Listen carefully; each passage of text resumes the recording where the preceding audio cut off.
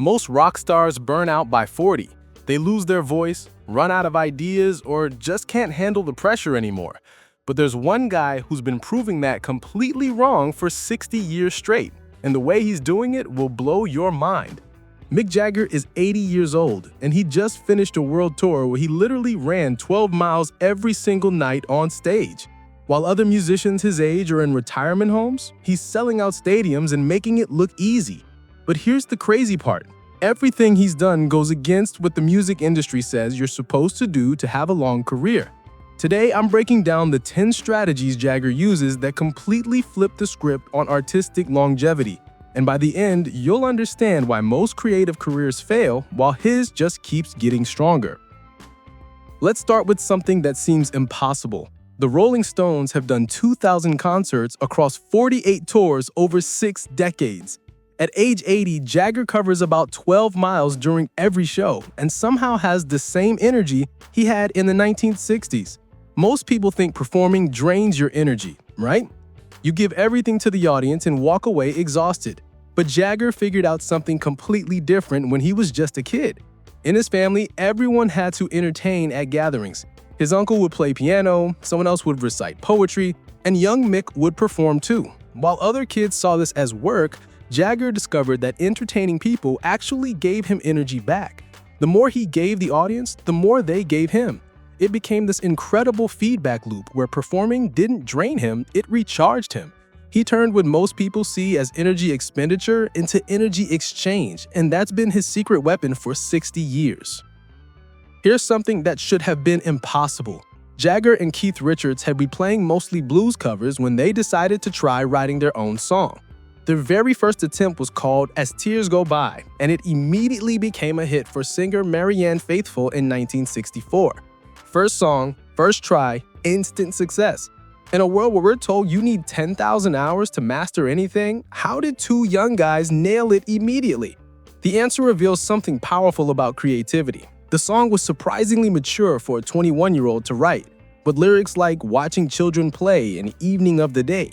Jagger later admitted it was very melancholy for someone his age to write, but that's exactly why it worked. Instead of trying to sound experienced, they were honest about not having all the answers.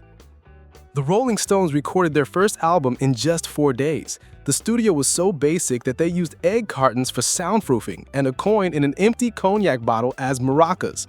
In today's world of million-dollar studios and endless digital editing, this sounds like a disaster waiting to happen.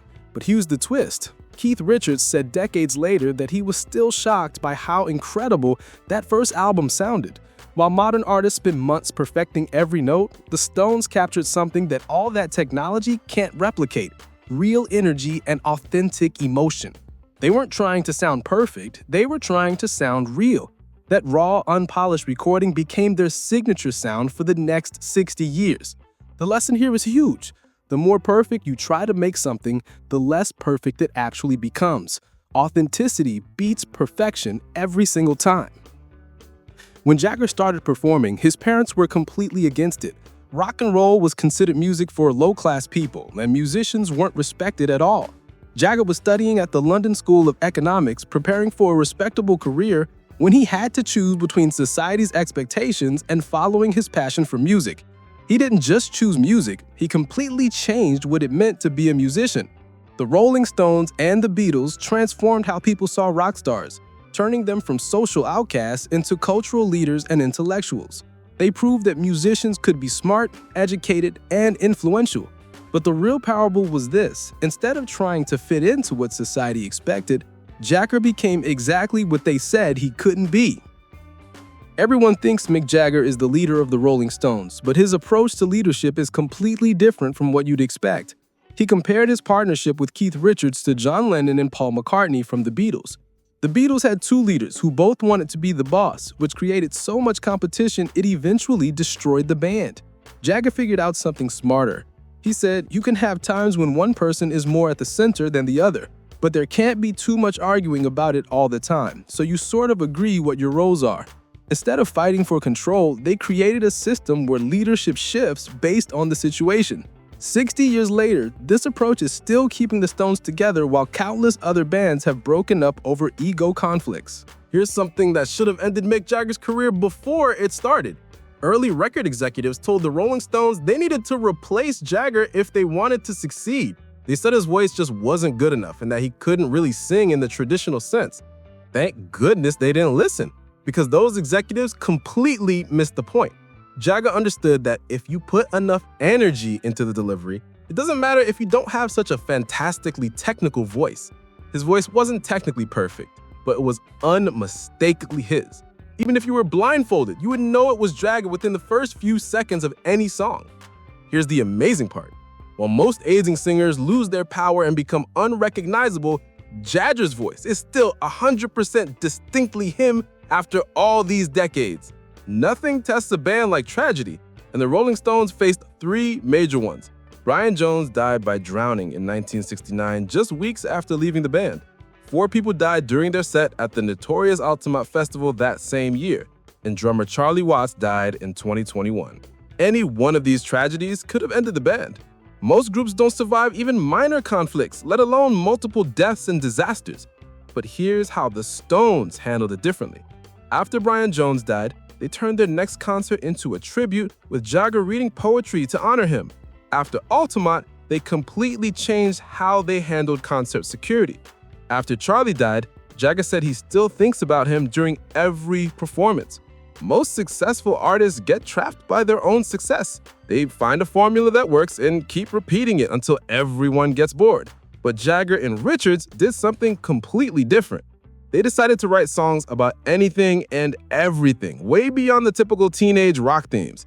Jagger explained it this way: "We enlarged the subject material of popular music to include topics outside the typical Moon and June, I've got a new motorbike teenage genre.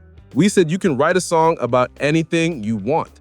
By refusing to be limited by what rock music was supposed to be about, they gave themselves unlimited possibilities for reinvention.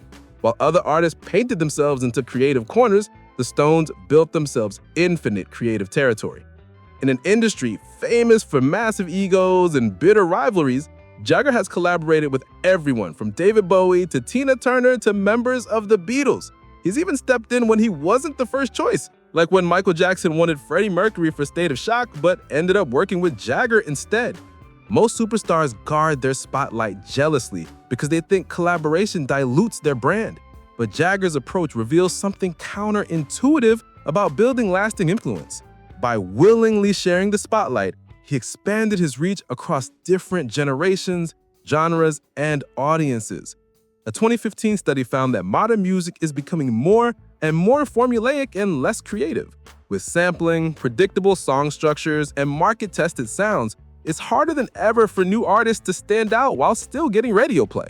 But Jagger's advice to the next generation shows exactly how to solve this problem. He said, "You gotta bring a sense of uniqueness to every show you do. Even though it appears to everyone it's the same show, to yourself it's always got something different and special about it."